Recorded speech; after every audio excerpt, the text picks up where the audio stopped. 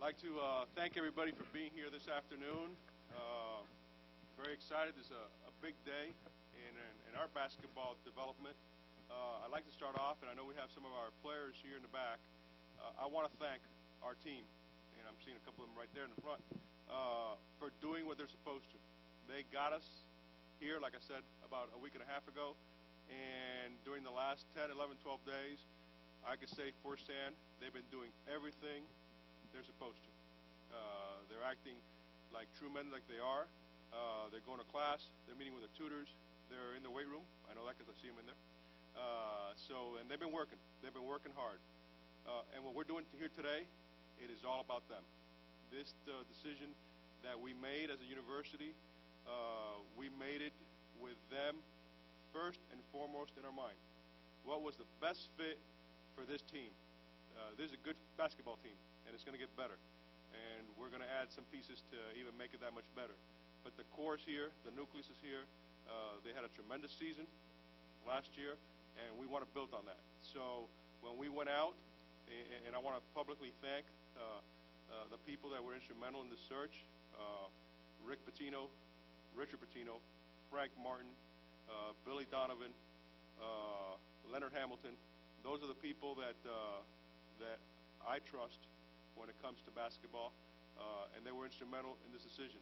I want to personally thank my chief of staff, Heath Glick, who actually ran this process, and I think he's gotten like 2 hours sleep in the last 2 weeks, so his wife will be happy to see him.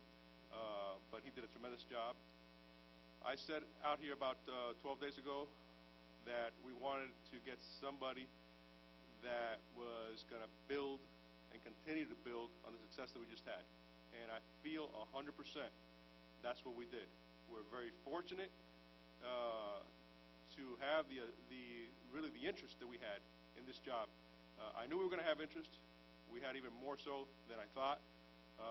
So that's a credit there again to this basketball team and to what Coach Pitino started. Anthony Evans, who we're introducing here today, was the clear-cut choice.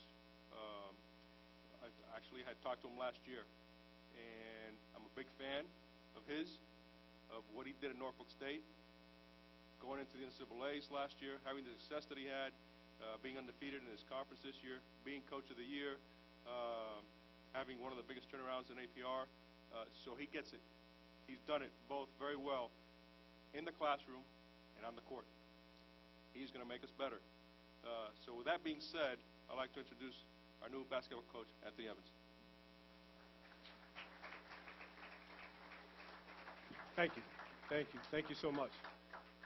I'm extremely humbled and grateful for the opportunity. My wife, Keisha, my son, Anthony, couldn't be here today, but I know they're really, really excited. When I went home yesterday for a minute, I've never seen my wife smile so much. So she's really looking forward to coming down here and being in the sun, which is a good thing for her. But I want to thank President Rosenberg, Pete Garcia, Chairman Mowdy, and all the administrators who had a hand in this process. I'm extremely grateful and looking forward to the opportunity to take this basketball team to greater heights. I want to thank Richard Pitino, who said great things about me, who was an advocate of me for this position, and for building a solid foundation moving forward in the years to come. I want to thank Frank Martin and Buzz Williams, who are great friends of mine, who also recommended me for this job, who were advisors and mentors, who I have a great deal of respect for. To my athletic director at Norfolk State University, I thank him for all that he's done for me. I thank him for giving me an opportunity 6 years ago to be head coach. I have a lot of fond memories there. To my coaches and all my former players, we did a great job there. I love you. We'll always be family. Last night I had the opportunity to meet with the team, and I love their energy. I love their passion. Their message to me is they wanted to continue to ride the success that they had last year, and I told them we'll be able to do that. We want to play a similar style, to be up-tempo. We want to work hard, but I also told them if we're going to do it on the court, we have to do it in the classroom. We have to raise our standards and understand if we're going to push to be great as basketball players, we're going to push to be great students. And for the recruits in the Florida area, South Florida. We are going to recruit you extremely hard, my staff and I. We want to build this program on local talent so that we can get this community energized and behind this basketball program. I've never publicly thanked my mother.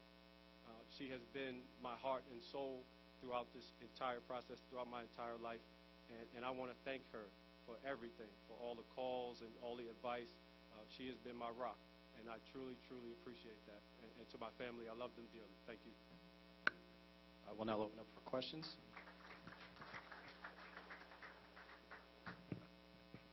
Hey, Coach. Tim Reynolds of the AP. Thank you. Welcome once again. Thank you. For many, many years, Miami's been thought of as a football town, and then 3 years ago, you may have heard the Heat picked up a couple of guys and did a couple things. UM had obviously a pretty deep run this year, got to number 2. How much can Miami become a basketball city in your estimation, and how much, if any, do you hope to play off the success? Maybe not so much UM, obviously, but what the Heat has done in trying to get recruits and emphasize that it isn't just a football town anymore. Well, I think with success, you get more interest. I think the success of the Heat brought interest in basketball, success of the University of Miami, and with our success, I think we'll be able to get people here energized and excited about the program and what's to come.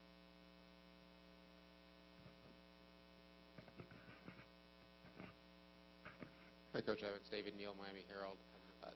Can you talk, how close did you come to getting this job last year as far as you knew, and how far along, rather, in the interview process did you go, and what was your reaction this year when you heard the FIU job was open?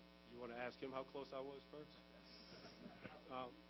I think I was pretty close. Obviously, Richard has a great reputation as a recruiter. I know that's something that Pete is huge on, and I think I was close. But him telling me or asking me if I wanted the job, I couldn't even explain it. I mean, the emotions that went through me, I was happy. I think this is a great place. I think this is a sleeping giant, and I'm truly, truly excited about this. In a horse race, you win by a nose. That's how close it was. How you doing? Jonathan Jameskind from FIU Student Media. Coach, do you plan on bringing some of your assistants from Norfolk State to help you out, Coach, down here? I'm still evaluating, seeing who will be the best fit here. So nothing's been set in stone. So that's all it is thus far.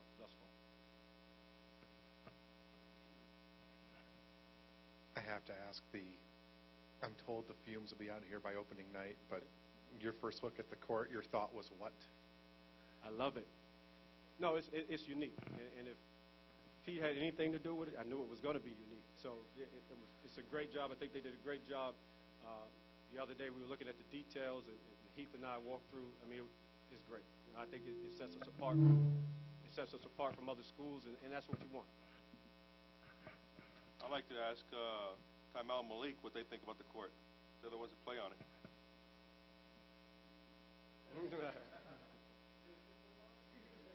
Anywhere in the palm trees. Anywhere in the palm trees, you could shoot a three-point shot. One other announcement that I want to make official. We're working on it right now, but everybody can know. The basketball team is going to be going for approximately 2 weeks in August to Spain to play overseas, and we feel that's important.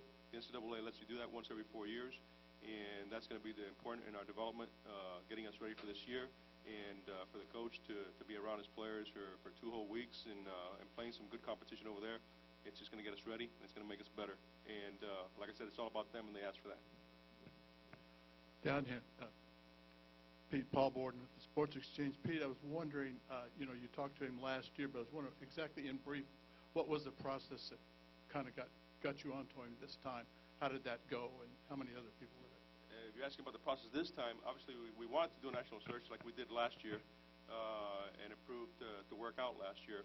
And going into it, he was first and foremost on my mind, but I wanted to respect the process, and I wanted to make sure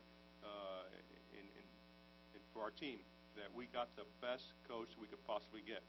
And so we saved it for last. We talked to everybody else in Atlanta at the Final Four, and then we brought a couple of candidates in, but I made sure that I brought him in the last one. And we had a lot of good qualified candidates. We could have hired some very, very good coaches, but I think we got the best one. I picked the phone up on the first ring.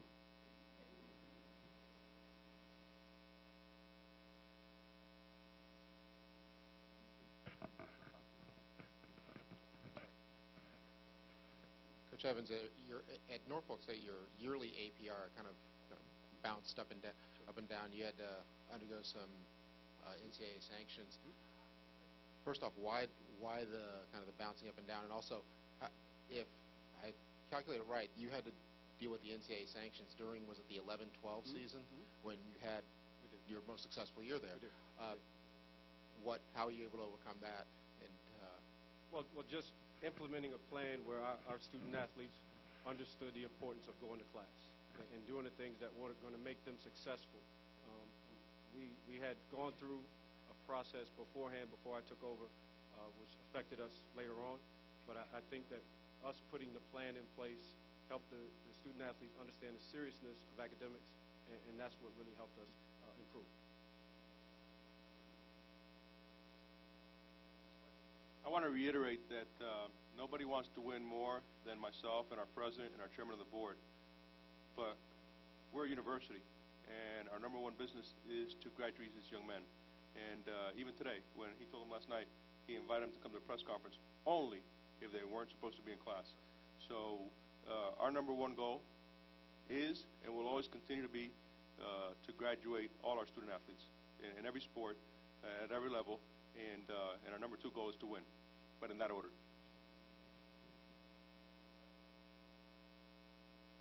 Thank you very much. Thank you.